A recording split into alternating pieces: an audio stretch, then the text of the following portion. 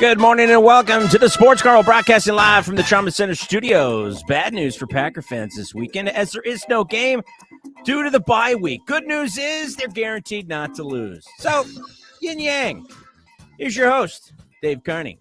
Well, you always know how to make us feel special, Chad, when you wake us up from Washington State here in Wisconsin. Good morning, everybody. It's the Sports Carnival for a very happy Friday. And yes, there is no Packer game, but this means that Packer fans, Chad, now get to watch two of their least favorite teams, the Vikings and Lions, take each other on, which, by the way, is the subject, smart guy, of this morning's poll question at the Sports Carney on Twitter, as well as our Facebook group page. I don't know if anybody really thought, though, that what we would see last night, because that's going to be the next opponent for the Packers, the Rams. I don't know if anybody thought what we would see last night we saw with Baker Mayfield. That shit was crazy, dude. And I turned the game off. I know they won, and he brought him back. Nice scripted narrative there. But that was a garbage game. Oh, I was so irritated. I can only watch so many penalties. I was just like, these guys are professional football players. How many holding calls really? You, in that one situation, they were going to kick a 41-yard field goal. They get a flag, get pushed back to 61. You and I were talking about this. Why not just go for it at that point? Because if you make the field goal, you get 3 points. If you miss, you get shitty field position, or the opposition gets better field position. But if you go for it, you possibly get the first down or you get a touchdown. I mean, to me, especially when your season's pretty much over with anyway, just go for it. Yeah, you go for it in that situation. Look, you've been on this narrative of the NFL being scripted. And last night, as we talked about this and then we hung up the phone, I continued watching this particular stinking piece of awful, which is on Prime. And I love that Amazon Prime, the next gen look at the way that they do the football game. I just get enthralled by it. So I kept watching this thing.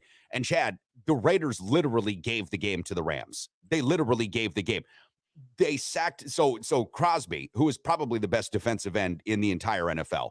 Yeah, one of them. Baker Mayfield on a third down, knocks him back 9 more yards. Game's over, right? The game is over.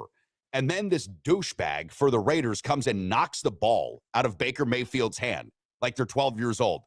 Unsportsmanlike penalty, 15 yards, automatic first down. Then Baker throws a couple of really nice passes. Look, this is where I don't know if the NFL could ever be scripted, because you still have to be able to make those plays, right? That's something that still has to happen. And we've seen guys try as they might not be able to make those plays. Christian Ponder, talk about a guy that try as he might. Look at that wife of his that's on ESPN. You think he wants to disappoint her by not being in the NFL? He couldn't make that Baker Mayfield throw.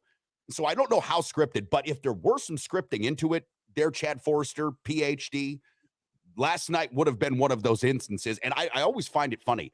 The Raiders seem to be like in that scripting almost all the time. It's like a ready-made for TV, instant idiot villain, right? Like the stupid villain. He wears black. Okay, never can figure out the scheme the right way. Always seems to give the good guys in the lighter colors. They're the heel. Yes, give them the heel. It was very, very interesting. But congratulations to Baker Mayfield, because say what you will, this guy was kicked around by everybody, right? Gets shipped out of Cleveland, number 1 pick, goes to Carolina, asks for his release. This was an interesting, if you want to go with story, I wouldn't say necessarily scripted, but this was an interesting story last night. You got to remember, see this, I think people have a hard time with this. When you say something that is a scripted narrative, doesn't mean that everything isn't real. It's just like the WWE. They're still athletes. To be able to do the things that they do, you still have to be an athlete. You still have to be able to complete it. It's just one of those deals. It's kind of like you said about Curb Your Enthusiasm. There's an outline, and you work within the outline, but the outcome. I know. I mean, obviously it's not scripted. How could it be? Everything in this world is 100% as everybody says on the national news. Everything is 100%. None of this is. It's not like the Truman Show. If you're getting that feeling, then you just need to go back to sleep. But it does seem a little bit. It does make you scratch your head. I will give it this: playing within this game, this Truman Show game, I will say this, like I'm sure other people that are doing this kind of thing are going to say. For Baker Mayfield to be there, 48 hours, 72 hours? Yeah, 48 hours. To do what he did, even up to that point, was pretty impressive. He was able to read defenses. He was able to make snap decisions. He was able to audible. And for the most part, he had a great game. He really did. 130 yards and a touchdown, no interceptions. Sure. And let's just, we'll put it like this. We'll couch it. He didn't have a great game. He had a great fourth quarter. He actually had the most passing yards in a fourth quarter of a Rams game. All things considered, he had a great game. Fair enough. And okay, I'll go with you there. I think that Baker Mayfield has obviously got talent, right? And I see that Joey Miller's checking in and saying Sean McVay might be able to turn Baker's career around. We still have to see consistency because this thing for Baker Mayfield early. This was plant your left foot, just throw the ball, chuck it up. No expectations here, right? Like there were really no expectations. But I do have to give ourselves on the pro credit, the Sports Carnival, for looking ahead to last night's game, Chad, because what was our poll question yesterday? Would Baker Mayfield suit up and play for the Rams? I was wrong. That was our poll question. So we ended up seeing Twitter go one way, our Facebook group page go diametrically opposite. But on the Twitter feed, it was about 80-20, Chad. We got, 30, 40 votes on that thing at the Sports Carney saying Baker would play. By the way, if you're just joining right now, welcome aboard. Great to have you. We've got a lot of fun stuff coming up this morning. A first-time guest here to the program, Chad, a guy that I've only talked to on air one other time before, but let me tell you what, he impressed the heck out of me with his basketball acumen. You're going to love this dude. His name is Kent Dernbach, and he is the coach, my friends, of the 9-0 University of Wisconsin Lacrosse's Eagles men's basketball team. The Eagles just got a big win over Luther on Wednesday. We'll talk to Kent Dernbach coming up this morning at 8:30. As mentioned, that poll question up there on our Twitter feed at the Sports Carney, also on our Facebook group page. And we've got some more announcements as far as giveaways are concerned, thanks to our friends at the Recovery Room and Lacrosse Beverage. So stay tuned. Sports Carnival coming back in just about a minute. What can I say? The Recovery Room on 7th and Mississippi Street is not only my favorite bar in all of downtown La Crosse, Wisconsin, it's my favorite restaurant in all of downtown La Crosse, Wisconsin. Breakfast served 8 to noon, Saturday and Sundays, daily specials, incredible cocktails, and the best damn wait staff in the entire city. My buddy Matt knows how to treat you right, and that's why when you go to the Recovery Room on 7th and Mississippi, you're always going to have a great time and a great meal with a great cocktail. So if you haven't been in a while, or perhaps you're just regular and you want to stop in again, make it a thing. I'm there every single week. How about you? Hey, it's Todd for Koozies, Hot Tubs, and Jacuzzis with a big announcement for the next 2 months. When you buy a hot tub or jacuzzi, you get a pair of tickets for the Big Koozies Booze Cruise. Headed to Cabo. So sop that mop and then come pop a top with me, the Coos. Sop that mop is slang term for wet bush. This is the Sports Carnival broadcasting live from the Trauma Center studios. Remember, never be ashamed of who you are. That's your parents' job. Now your host, Dave Carney. Wow, that's easy for you to say. Your parents love you to death, man. They look at you like the apple of their eye. I can tell. I can just tell. Mm-hmm. Welcome back to the program as we have been just sort of kicking everything off here. Baker Mayfield led an improbable 98-yard touchdown drive for the Rams last night on Thursday Night Football. We've got a graphic for that, Chad, but I want to just go back to Todd Vercruzzi's Hot Tubs and Jacuzzis because yesterday on our Facebook group page, friend of the program, Jeff Schneider, Schneider Tax and Accounting, who is my accountant as well, at least for now, because I'll be looking for a sponsor here on the program, Jeff, so we'll see how that goes.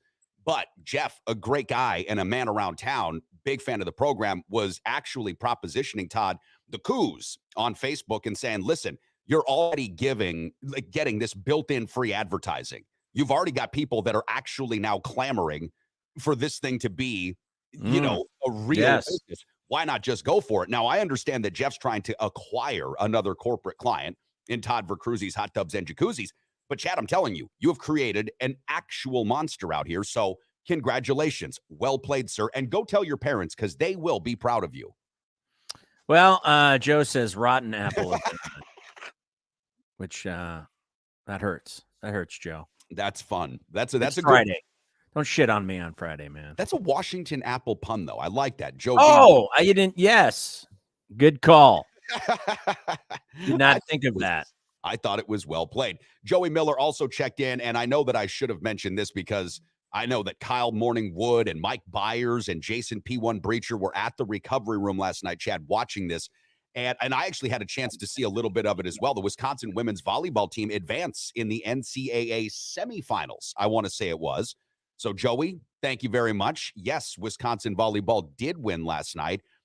Very good showing by the Wisconsin women as anticipated. And I don't just mean, Kyle, the picture. That's So not just, I mean, very good showing on the court. does that go like a kind of like the basketball tournament where it's like elimination, kind of single elimination? It's not double elimination. Oh, well, cool.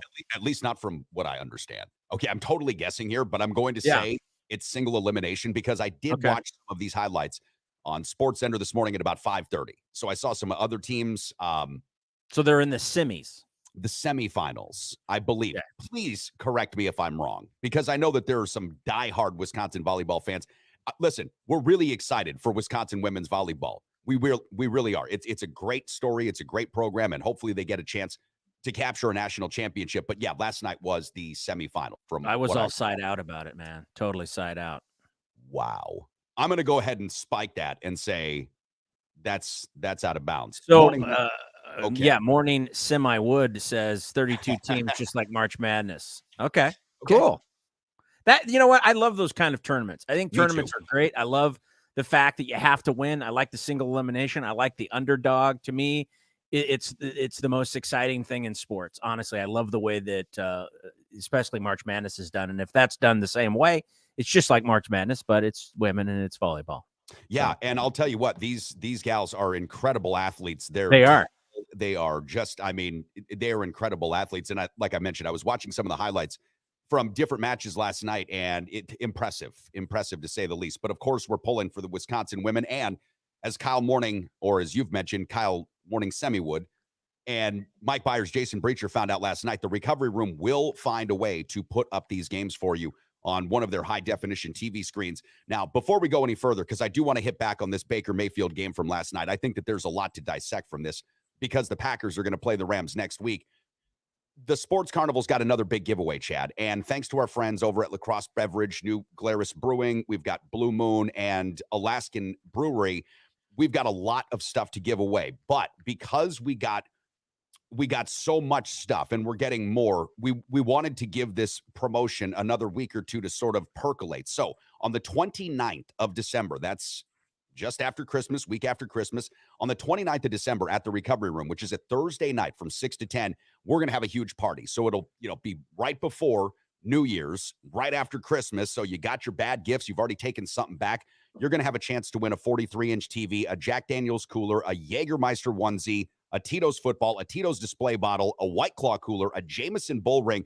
I totally screwed this up today in saying 162-inch snowboard. Matt at the Recovery Room mentioned to me that would be about 12 feet tall, 162-centimeter snowboard. Yeah. About that. I read things off of a spit sheet very quickly, and that's what happened. So the 29th of this month, guys and gals, I know that there's a lot of different things that are happening this month, but if you're in town and 162 inches would be I missed that yesterday. Hold on a second. 60 inches is 5 feet. How did I miss that? How did I not call you on that? Yeah, that's 13 and a half foot. Dude, that is a badass snowboard. That's not a snowboard. That's a ramp that the Dukes of Hazzard jump off of. Yeah. Nice work. Yes, it is. Boss Hogg is probably trying to find it right now and see if he can't take it back now from the boys. Oh man! So the anyway, system fucks us Americans up, man. It really does, and that's what Timmy Alberts was, saying yesterday. It's like, well, who fucking plans these things out of it? Who's using centimeters? Like everybody else in the rest of the world except for us. Oh, never mind. All right, so I want to win that 13-foot snowboard. Yeah, don't we all? See, that feels like something that would also be carved out of some tree in Washington, right? Like you would almost take your whole family down the hill. Yeah, a couple of seats in there. Yeah, no, this doesn't have places where you put your feet. You actually can sit down on this one. Speaking of inches, the 43-inch television. So I don't have a television. Okay, so I have a computer and 2 monitors. 43-inch TV used to be, that would be like, that's a huge. Is everybody going big, or is it like phones where they're going back to small, or is that like a bathroom TV? I'm not ripping on the prize. I think it's cool. I'm just saying, where would you put that? Well, a 43. So by virtue of comparison, the one that's behind us right now, the Trauma Center Studio logo TV. Yeah. What is that? That's a 43er. Okay. That's a nice size. So it's a good, here, I can't even duck out of it. No, that's a nice looking TV. Nice size, right? So Yeah. it's a TV that size. It's no 13-foot snowboard, but that's a nice TV. No. Those 13-foot snowboards, let's be fair. I mean, when you see one of those, you just know you want to win one. Now, I feel like I've really disappointed the masses because here there was an expectation for the world's largest snowboard to be right? Like we were going to get a new attraction here in You can brag about that. It's like, guys, you give away all that other crap you guys give away. We give away 13-foot snowboards, okay? Yeah. Eat that, Also, ESPN.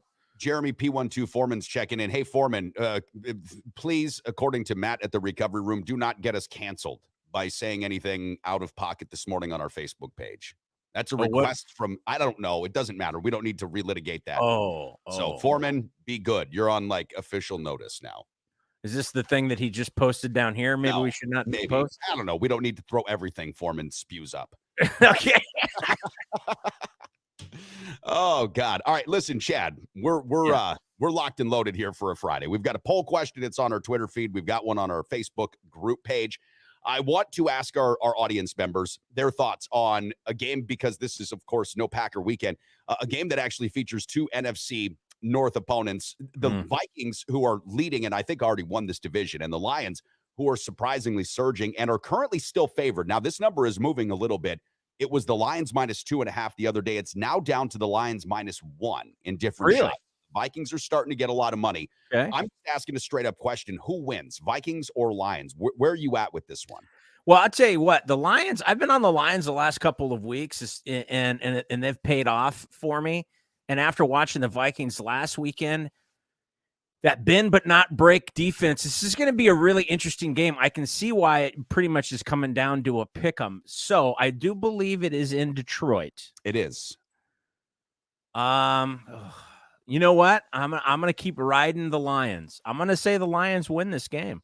You know, our Facebook group page has 58-42 going the Lions way. Our Twitter feed at the Sports Carney 73-27 going the Vikings way. I feel you on the Lions as well. I really do. As much as I hate to say this for Viking fans that are listening and watching, like Neil Duda, and we've got Eric from La Crescent checking in this morning. Hey, fellas, there's something about this Detroit team right now that I'm starting to find really attractive. And this is what we talked about earlier this season. Remember, we said this at the very beginning of the season. Dan Campbell's building a culture, and it might not turn instantaneously into wins and losses, but the Lions play for this dude every single game. We saw it in that Seattle shootout. We've seen it really in every game the Lions have played for the most part. I'd have to look at their schedule, but they've been in them. And I like Detroit in this one too. I guess a player storyline with Hawkinson, correct? That went from Detroit to Minnesota, so he could have a big game. Fair. I mean, I think this is a bit of a toss-up. I am pulling for Minnesota. So my dad is a Minnesota fan. He grew up in North Dakota. Is that right? And he was a Fran Tarkenton fan. And before Fran Tarkenton, of course, this is going in the way back machine. There was a gentleman named Joe Kapp who was a great quarterback too. So I'm pulling for the Vikings. But like I said, I want to say 3 weeks, I've been riding the Lions and it's been paying off. So I got to stick with the Lions, who I think intellectually, from an intellectual level, I'm going to say they're going to win. But from an emotional level, I'm pulling for the Vikings. Yeah, the Vikings, listen, they've got a great story going this year. They're winning close games.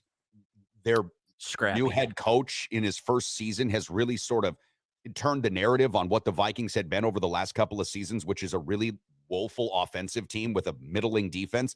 Their defense isn't playing great, but that wasn't expected. The offense, though, is taken off. By the way, for Viking fans, did you guys hear Mike Zimmer is going to be the defensive coordinator for Deion Sanders at Colorado? Yeah. Former Vikings and Bengals defensive coordinator, too. Mike Zimmer going back to college.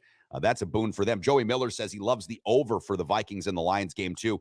I think I've got some reservations on that one, but I saw that over as well, and I took a solid look at it. The over right now is 52. That's a little high, but you know what? You're on to something. I don't hate that play, Joey. I don't hate that play. This is the problem with our culture, though. Did you see the comments that were made or questions were asked about Deion Sanders, the fact that he left Jackson State, that somehow he doesn't like black people anymore? He's like, what do you yeah. That was one of the questions that was asked. Well, you're leaving Jackson State. What about the black community? He's like, what are you talking about? The fuck is that supposed to mean? Well, because it's a primarily black school, and he's leaving. Oh my God! What? That's where we're at. That's everything has to do with. They have to bring race up about everything. How about a guy just trying to better his life? He's in a better position. He's getting a better job. He went to a Power 5 conference. That's what I'm saying. He went from a small school to a power. Okay, it boggles my mind. That's unfortunate. I'm sorry if I just that caught me off guard because I'm like, who would be stupid enough to ask Deion Sanders questions? This is one of the reasons, Chad, that in certain cases, athletes and others that get prompted by reporters don't like reporters because they ask stupid fucking questions that have nothing to do with anything. It's completely non-germane. And what would you hope to get as a soundbite? Would you hope Deion Sanders has say, "Hey, fuck you, honky, don't ask me that stupid shit"? I mean, like, what are you hoping to get out of that? He pretty much did. He pretty much did call the guy out. He's like, "What are you talking about?" Good. Yeah. Well, you know what? As I go back and I look at how Marshawn Lynch handled the media, at the first time when I first started seeing that, especially being in this area and stuff when he was with Seattle, you're kind of like scratching your head. But the more I look at it, the more I admire how he handled it. He's like, "I'm here. Go ahead, ask your questions. I don't want to pay a fine, but I'm not going to I don't want to talk to you." Yeah. And you know what? Give me some Skittles. Well, and listen, I used to think this guy had severe phobia about talking. And then it turns out, no, he's an actor. No. He was great in Westworld. He was fantastic in that show. He's been really funny in a lot of different things. It's unfortunate that has to be the way. But Chad, we talked about this last week, and I'm not trying to, be anybody's professor here because that's not what we do. But really, really think about how some of the times in which you're told what you can and can't say, what you shouldn't think, and what all this is about. Think about why some of this stuff is in your life the way that it is, because of stupid idiot reporters like that who asked Deion Sanders that question, which again there was no place for that. That's crazy. It sounds like this is according to Morning Semi-Wood. I like that. Primetime reportedly is donating part of his Colorado money back to Jackson State. See, there you go. That's great. You know what? I'm totally pulling for Prime. I think what he did down in Jackson State's amazing. I think he's going to do awesome things in Colorado. I've always liked Prime. I mean, he's not the type of player I normally would root for because I don't like flashy guys. So I'm like more of a Barry Sanders kind of fan where, you score the touchdown, you hand the football to the ref and you move on. Jerry Prime always made too. Yeah. But I love him. I love him on TV. I love his takes. And I think he's been an amazing coach and he'll do awesome. I think he's going to be great at Colorado. Well, I'm happy for him. The thing with me in primetime, why I've always loved this guy is just as there are very few players in any sport, let alone two fucking sports, that not only walk the walk, and talk the talk. Okay. This guy was and still is, in my estimation, probably the greatest dual sport athlete of all time. If for no other reason, longevity. We can say what we want about Bo Jackson, but he played 5 years in the NFL or like 4 years in the NFL. Right. He had a decent Major League Baseball career. But Deion Sanders is a Hall of Fame NFL player, and he was a really good baseball player for a really long time. Best cover guy, probably one of the best, if not the best cover guy ever in the NFL. And one of the best return men of all time as well. Exciting. That's why they called him Prime Time. Boom. Hey, I want to ask something of Jim Namath because Eric from La Crescent, keep that up there. But Chad, I want to answer something or ask something of Jim Namath, who asked me, how about them roads? You tell us. So Chad's in Washington. I'm in Stoddard in my studio, the Trauma Center studio. How are they, Jim? Because I don't have the benefit of the traffic department to help me out with this. I would love to know. Inquiring minds would love to know. I always assume that's like some third-rate sports team in Wisconsin that I'm not aware of. Them roads, the lacrosse roads or something. So I thought that had some sports team that I'm not familiar with. He's literally asking how the roads are. Yes, he is. Okay. Yes, he is. Well, it's we've got freezing fog here in my wonderful area. So we've got major advisories and we're kind of a little bit on lockdown. So it'll be fun getting to work. So my roads suck. That's interesting. I've just got, normally I don't do this, but because I wanted to for Jim, have a window to the outside world open this morning. I've got one of my blackout shades open so I can see the snow falling. It's been falling for about the last 4 hours, maybe 5 hours, maybe longer. I'm not exactly sure. So how the roads are, I'm hoping that they're going to be cleared because Chad, the official real estate agent of the program, Kyle Cable, One Trust Real Estate, has another showing scheduled at my house this morning at 10:30. So I got to beat feet, man. Like, I got to get the dog and get the fuck out of Dodge so that people can come in and see how nice it is without this guy yipping around and trying to lick their face. Nicest dog ever. Would never, under any circumstance, my dog protect me. I know this for sure. My dog would curl up at the feet of an attacker and ask him to take him home with him. Very disturbing. Well, I'm going to take the dog and we're going to get out of here. So hopefully the roads are good. Marengo Mike says roads very bad in the Chicago area, I can imagine. Jen Bank says Marshawn was hilarious in Murderville with Will Arnett on. I haven't seen it yet, Jen. God, I haven't seen. I want to, because Will Arnett's one of my favorites. I love it, but that's awesome to know. Yeah, and then Rob Dogg's talking about Marshawn and his role in the media on Thursday Night Football. Yeah, he has been more incorporated in that, and yes, the snow is all over the roads. So apparently, bad roads. Okay, yeah, roads are probably. Oh, he said roads are crap in lacrosse. This is from Kyle. Says roads are crap in lacrosse. Probably sunny in 75. Yeah, right. No, it's not. I wish it was sunny in 70s, baby. You know that. Well, so you guys, I was just telling somebody at work, my buddy in Wisconsin it's like 40 degrees and sunny. So all of a sudden that flipped on you like real quick. Yeah. Okay. So my computer says heavy snow behind me. I'm looking at heavy snow in front of me. Listen, we do what we have to do, right? And you learn to adapt. That's what you do. You learn to adapt. And thanks to all the hardworking men and women, I'll call them heroes. They're wearing uniforms that come and plow the streets. Now, this is something else we need to know. Everybody that ever wears a uniform is a hero. All right. P1 Breacher is awake this morning. Geez. Well, thanks for getting awake, Jason. You don't have to work today, so it's nice to see that you're joining. Appreciate you. Very nice there. What does EJ have to say here? Oh, let me see here. Let me put it back up. Roads aren't great in downtown lacrosse. Hard packed snow. But the drivers are always way worse. I mean, to me, this is a day that you take a personal day. You just call work if you have to go to work, and you just say, "Hey, I'm not going to make it in." They canceled school for DeSoto. I know that. So my there son's you go. School was canceled this morning. This is something, I don't know if they have it out in your area a lot, but they start with 2-hour delays. Yeah. Right. They'll start with these 2-hour delays, and then they'll push back and then say, okay, we're going to cancel the school. I got a text message on my phone this morning. It was, 5:45. School's been canceled. So they did call this early. And I agree with you. If you don't have to go anywhere today, like, I'm not super excited about having to leave. I mean, don't get me wrong. If you don't have to go anywhere, I wouldn't. I would just stay put. Well, and I think that part of the reason why they do the delays for somebody that, drove truck is to get things going, to de-ice your truck or school bus in this situation, to throw chains on and all of those kinds of things. It takes time. So given that 2 hours helps, and it also helps, obviously, parents get their kids ready and have to scrape snow and all those other things. But it sounds like if it keeps snowing like it's snow, they're just going to cancel. I don't know what the threshold is there, but usually it's, either really, really icy or over a foot of snow. They generally cancel most school because they won't even wait for a foot of snow here, because we've got so many back roads that have to, kids have to get picked up on all these back roads, which can become really, really hard to get plowed and in a timely enough fashion in order to get kids to school. So it doesn't take long for them to go ahead and call it and just say, yeah, we're good to go. Well, boys and girls, we're just right about that time. We're going to talk to Coach Kent Dernbach of the University of Wisconsin Lacrosse's Eagles basketball team for the first time here officially on the Sports Carnival. We're really excited to do so.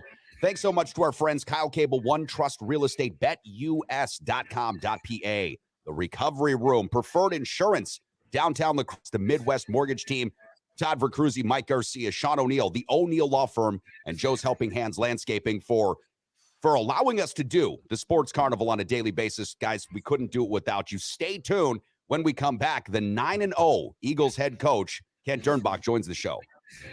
The official mortgage team of the Sports Carnival is the Midwest Mortgage Team of Land Home Financial, my good buddies Mike Garcia and Todd Vercruyze. Listen, we all know the mortgage industry is in a bit of an upheaval right now, and that's why it's more important than ever to go to a couple of guys that you can trust, a local operation right here in La Crosse. That is the Midwest Mortgage Team. Again, Michael Garcia and Todd Vercruyze of Land Home Financial. Don't make a mistake with your mortgage needs. Go to the official mortgage provider of the Sports Carnival, the Midwest Mortgage Team, Mike Garcia and Todd Vercruyze.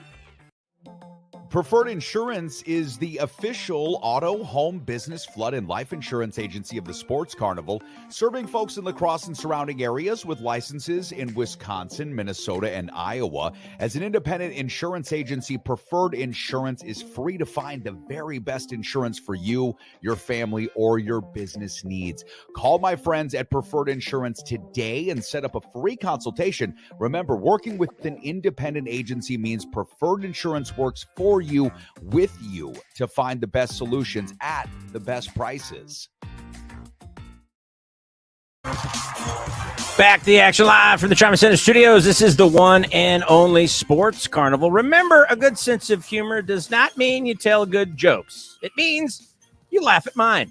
Now here's your host, Dave Carney. Well, I'm glad to know that I'm in good humor here this morning, Chad, because if I didn't laugh at your jokes, I probably wouldn't have a pulse.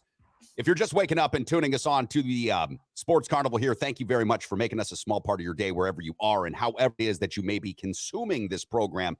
We surely do appreciate it. Nice to see that Jason P1 Breacher woke up this morning because he does have a day off. And just in time, Breacher, because Coach Kent Dernbach of the undefeated Eagles men's basketball team, currently ranked number 3 in the nation, Kent Dernbach joining the program for the first time. Coach Dernbach, welcome aboard. How you doing, man? Yeah, I'm great this morning. I was wondering when I was going to get this call. I was just hoping. I mean, there's different moments that you just know when you've made it. You know, I feel a little better now. Feel a little better. I can check this off. Well, I think that you're gaslighting us just a bit, but I don't care because you know what? I love it too. And I've been so excited to get you on the program. One thing that you guys do at the men's basketball team that our coach friend Matt Janis doesn't do it at the football program is you work like 3 or 4 nights a week. You've got games all the time. So we had to find a way to get you on the schedule because you're such a busy guy. And Coach, on Wednesday night, you know, you picked up another victory. This was your 9th in a row over Luther. You've got some incredible players for this team. Ethan Anderson is making, incredible headlines around town. This kid, Chad, is averaging about 19 points, 5 boards, shooting the lights out from all over the place. Coach, let's just jump right in to the thick of it here. What is so special about the 2022-2023 Eagles men's team? Because you guys are flying.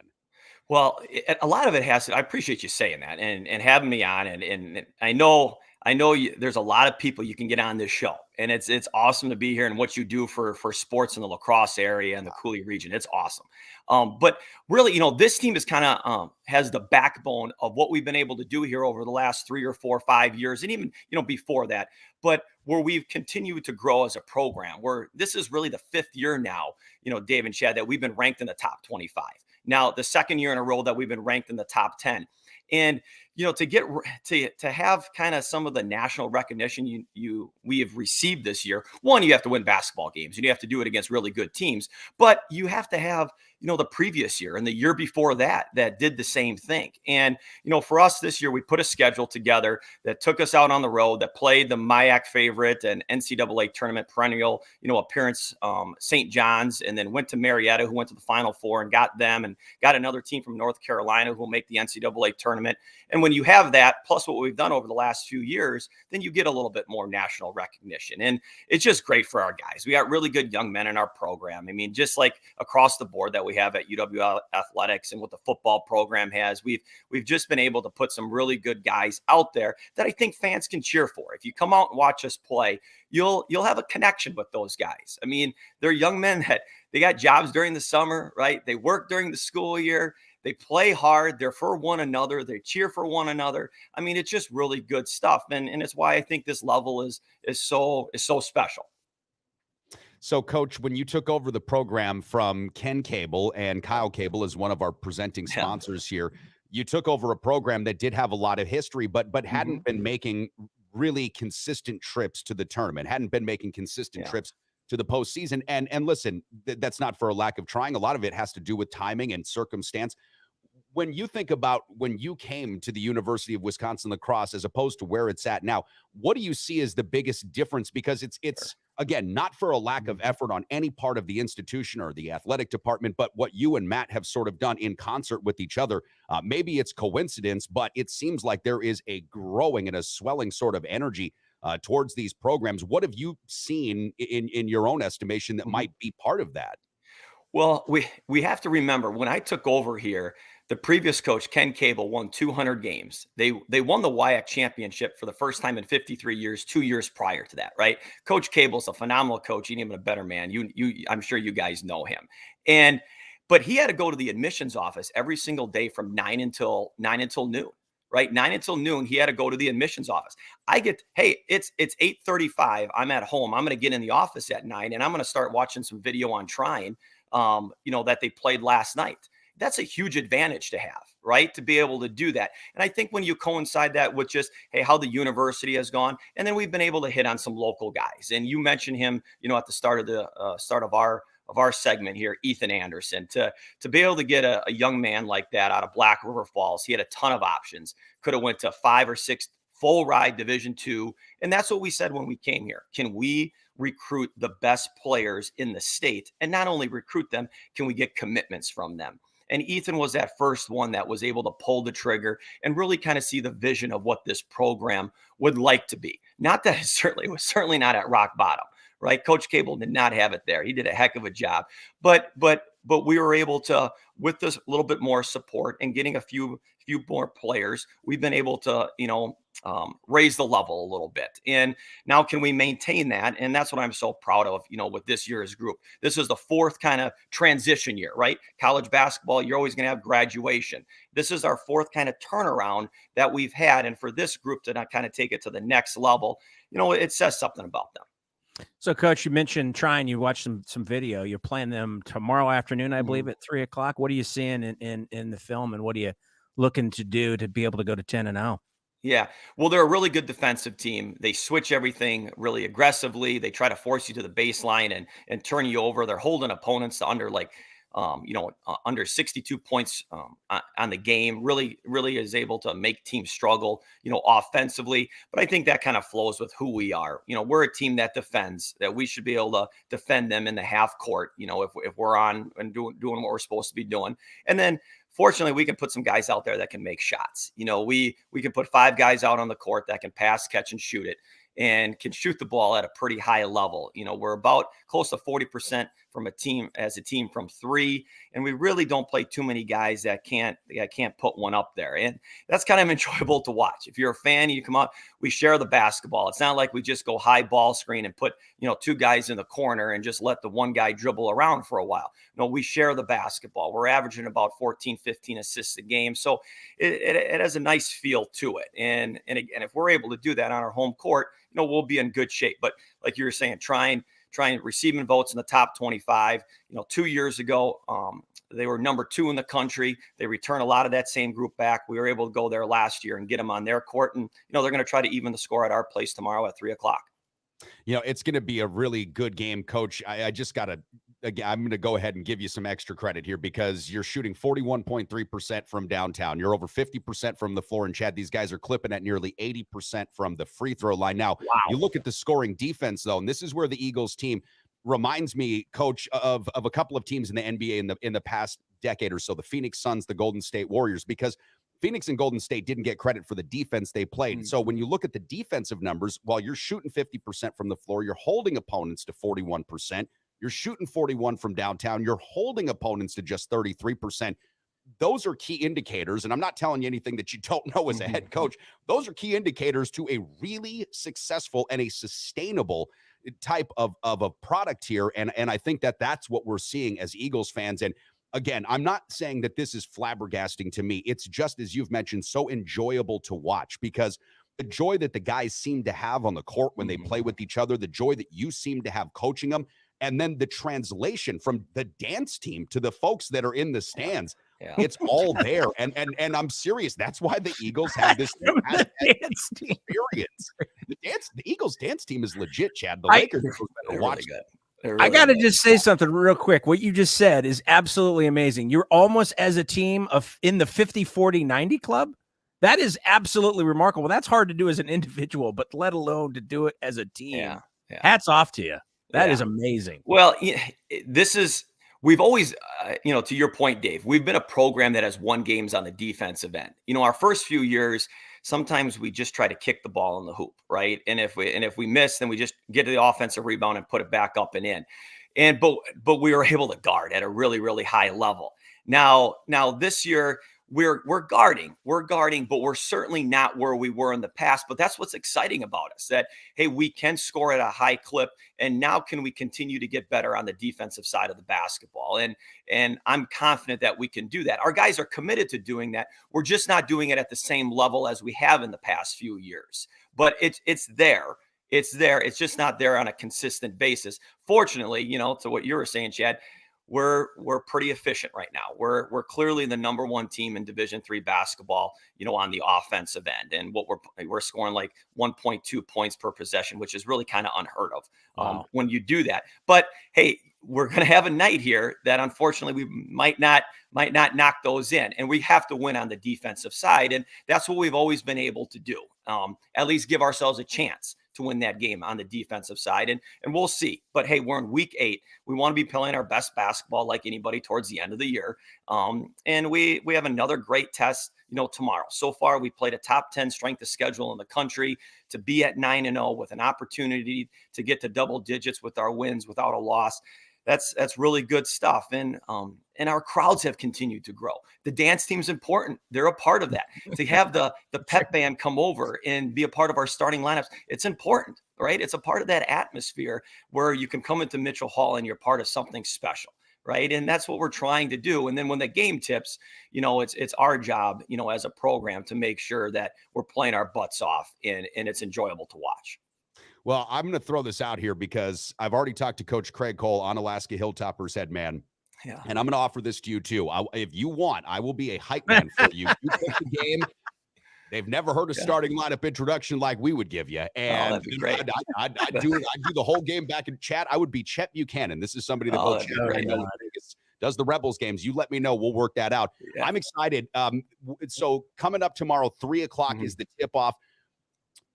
We anticipate a decent crowd. Get down there a little early. We'll have some concessions, I'm sure, at Mitchell Hall ready for folks. And, anything else that you can think of as far as what you need to do tomorrow to secure this 10th win?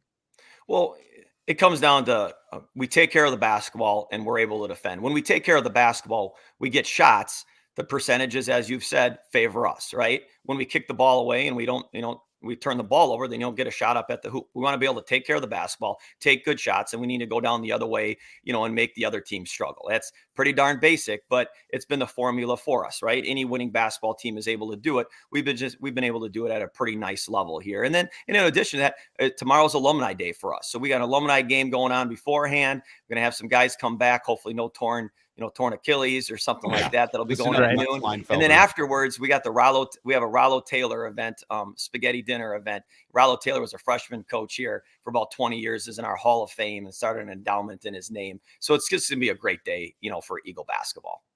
Man, I'm so excited. This has just been so great. Well, Coach Dernbach, I hope that you're ready to be a regular part of this program because you just slayed it. I just love having you on. This has been so fun. I feel like, Chad, we've made it because now we get undefeated. Now you're gaslighting this other way, man. Yeah. No.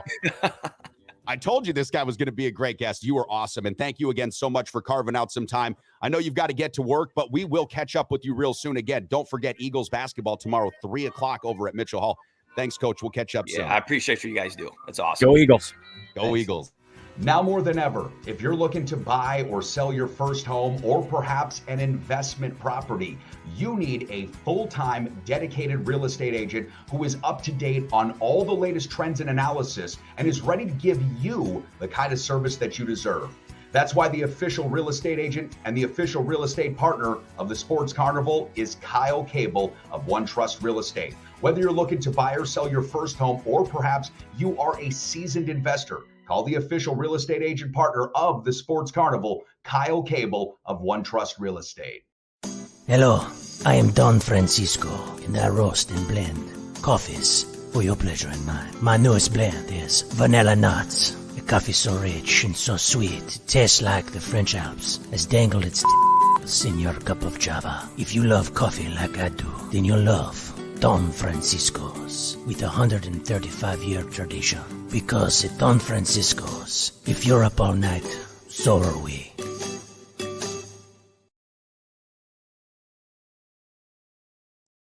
And back to the action live from the Trine Center studios. This is the Sports Carnival. I love this Oscar Wilde quote. Always forgive your enemies. Nothing annoys them so much. Here's your host, Dave Carney. Yeah, baby. Oscar Wilde. You want to talk about a dude that had Jimmy Namath fashion sense way before that was a thing, man. He wore some really awesome furs. Oscar Wilde could dress. Yeah, you're absolutely correct. Coach Kent Dernbach of the University of Wisconsin Lacrosse's Eagles basketball team. Chad, I told you this dude was going to be a great interview. Wasn't he fucking awesome? He was great. Sorry, I'm getting messages from work. They're closing today. They don't want you to come in. No, somebody's calling in sick. So, that's a bunch of bullshit. This is, actually, unfortunately, it's going around here. I had it. I had a bout of, for me, it was the stomach flu. For others, it's this achy all over, don't have any energy, flu of sorts. And then some people are congested, but it's like hitting everybody but a little bit differently. And it seems to be like 2 or 3 at a time kind of deal. So it's happening here too, bud. It's happening here. Sinus infections were going around big time out here. Yeah. There were a lot of sinus infections happening. As a matter of fact, I had a couple of friends recently, really bad sinus infections. I got hit with, I don't think it was a sinus infection, but a bout of pretty extreme allergies a couple of days ago. So hopefully everybody feels better. But again, I just want to thank Coach Kent Dernbach for coming on this morning. And great guest. A really awesome guy. And when I first got a chance, Chad, to interview him, and this is a couple of seasons ago when he first started with the university, with the university's men's team, I was just taken with his command of the game, the sport. He sounds like and looks like, when you watch him out there on the court, an NBA head coach. He really does. And that's why this Eagles team is so fun to watch, because the ball does not stick. And that's something that, when you watch college basketball now, can get pretty laborious, right? Because college players, and we were talking about this the other day just by ourselves, college players, they're not in college for 3-4 years anymore. They're one and done. If you're good, right, you're in and out in a year. And so the way that these guys used to play college basketball, a lot of ball movement, hitting open shots, is something that you don't see a ton in Division I college basketball, at least. When you watch this Eagles team, like I said, 50% from the field, 41% from downtown, and 80%, nearly 79.4% from the free throw line as a team. That's hard to do. Unbelievable. Yeah, I mean, the list, if you look at the 50-40-90 club in the NBA, obviously the grandfather of that was Larry Bird. Steve Nash has done it. There's been a couple of other guys. Curry's done it. Steph Curry's done it. That's not easy to do, but to be able to almost do it as a team, that's mind-boggling. And maybe Ken Dernbach goes the Nick Nurse route. Maybe he gets to the NBA. You never know. You know what? You never know. I think that for right now, because I'm just having him here in lacrosse. So for right now, it's selfishly me saying I don't want that just yet, because I'd love to see this Eagles team win a national championship. But you know what? Listen, and we talked about this earlier with, being happy for people getting opportunities like Baker Mayfield last night. Let's pull up that slide, as a matter of fact, while we do this. And oh, yeah, you're taking some of that Don Francisco's to the face, aren't you? It's chin music for you. That sounded a little bit cockhole-ish. Hey, I'm no Matt LaFleur. Don't get it twisted. Opportunities, when you get opportunities, you want to be able to run with them.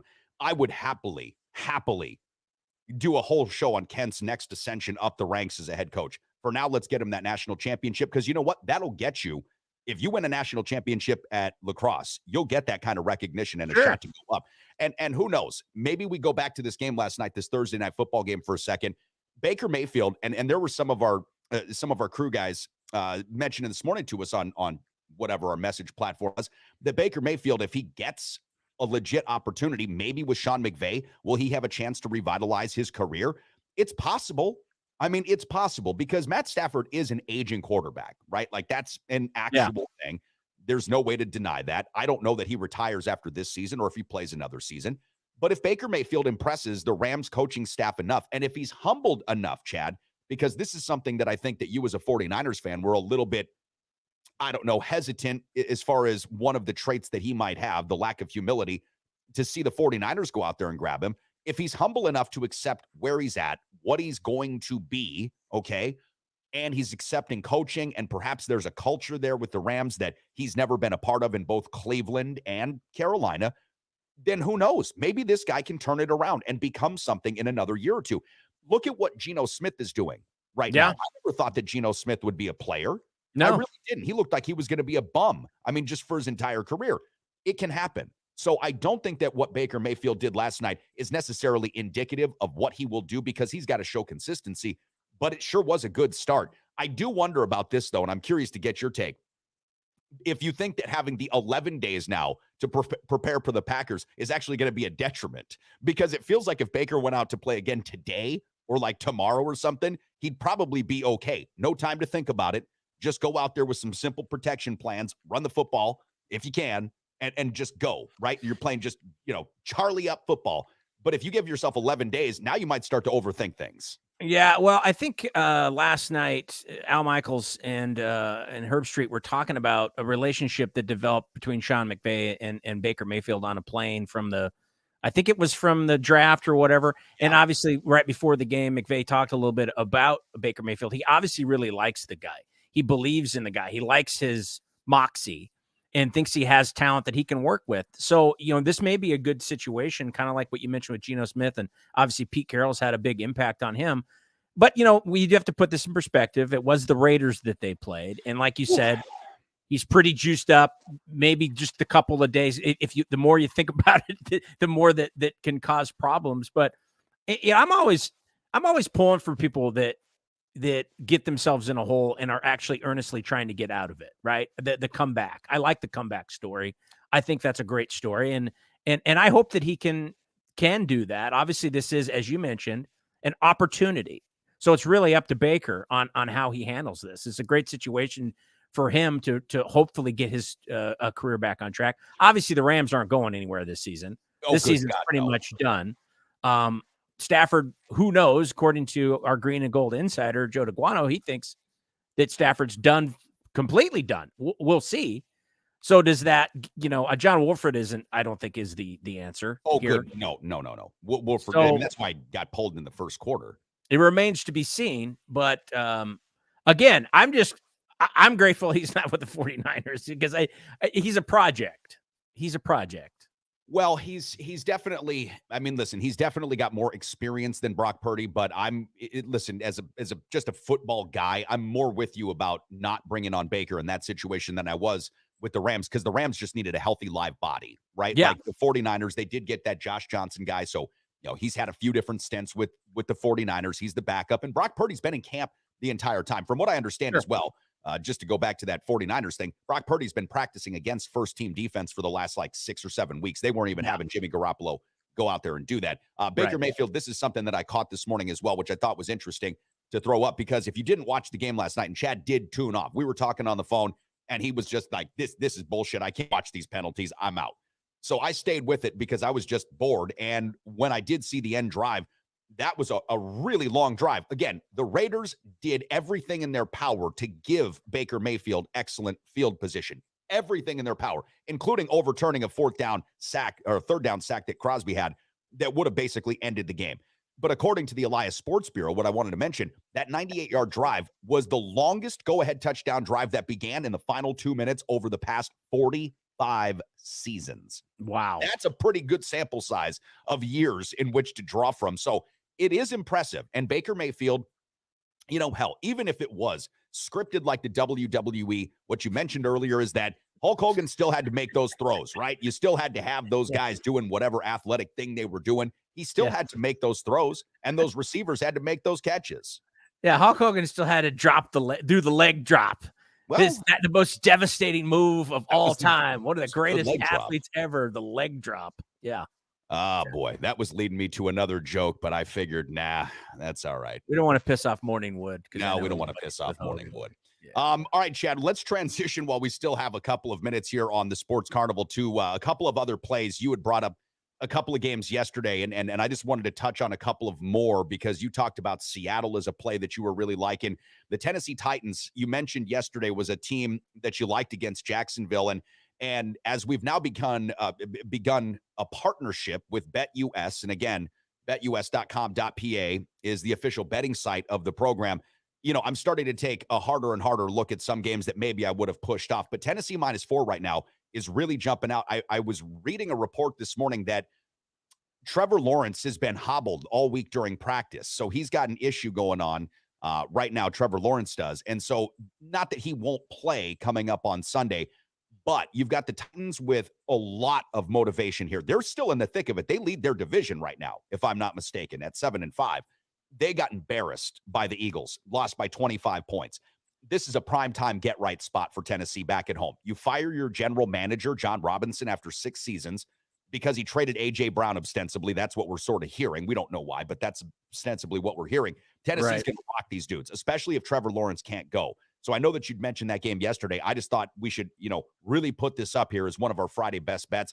The Kansas City-Denver game, I already said take Kansas City minus the points. That's easy money. But really look at this total, Chad. 44?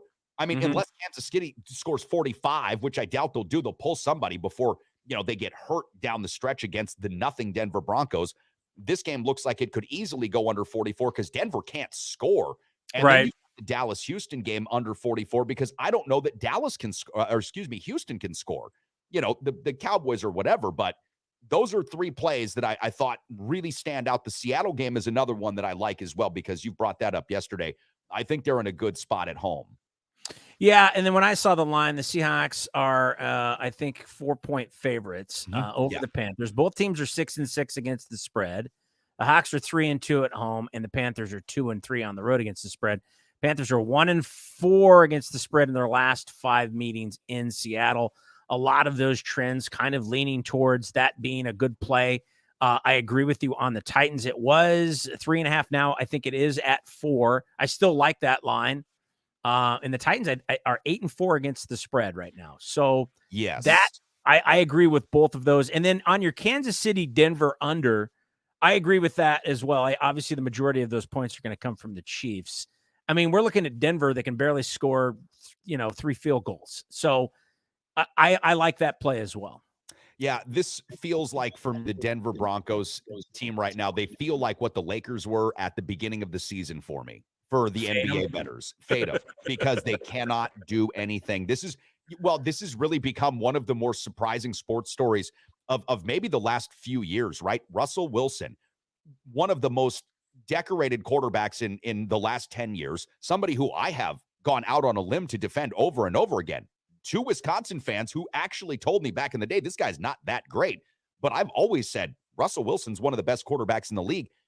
I really do wonder now about Pete Carroll's overall effective coaching because, you look back at Pete Carroll, even in college, Reggie Bush, of course, had a decent NFL career, but Matt Leinart couldn't do shit. I mean, that was a top 10 pick. He was horrible in the league. Yeah. Once he got out of Pete Carroll's system, Russell Wilson apparently can't play football anymore. Geno Smith, who we thought was an absolute bum, dumpster fire, garbage. This guy is looking like one of the most accurate and well-rounded quarterbacks in the NFL. Maybe we really undersell the value of coaching in certain cases. I'm not saying it's always the determining factor because obviously, Tom Brady would still be good. Aaron Rodgers would still be good, but there might be certain players that for them, the coaches mean so much. And it looks like that's the case with Russell because this Denver thing, I don't know that I've ever seen a player fall off a fucking ledge that fast. I mean, from being really good to being like the worst at his job. And sticking with that theme, though, is it that Pete Carroll is that good, or is it Hackett that bad, or is it a combination of the two? That's fair. I don't know. I mean, that's the other way to look at it, right? Yeah. Let me update the poll question one more time at Thw Sports Carney on our Twitter feed. Thank you so much for participating. We always appreciate you guys and gals. 61.5%, Chad. When asked who do they think is going to win the game, Vikings, Lions on Sunday, say the Vikings. 38.5%, of course, going the other way. On our Facebook group page right now, it is, well, let me update because it was 58-42 on my last check. It looks like we're getting more and more votes in here, and 52-48. Lions still narrowly edging out the Vikings on the Facebook group page. Thanks again to Kent Dernbach, head coach of the UWL men's basketball team, for joining us this morning. Chad, have a great weekend. I know we got a lot of weather to deal with out here, buddy. And to everybody that's watching, if you don't have to go anywhere, just don't. Jim Namath says it's sloppy and slick out there. So never fun. Drive safe. We'll see you on the flip side. Have a great weekend. Later.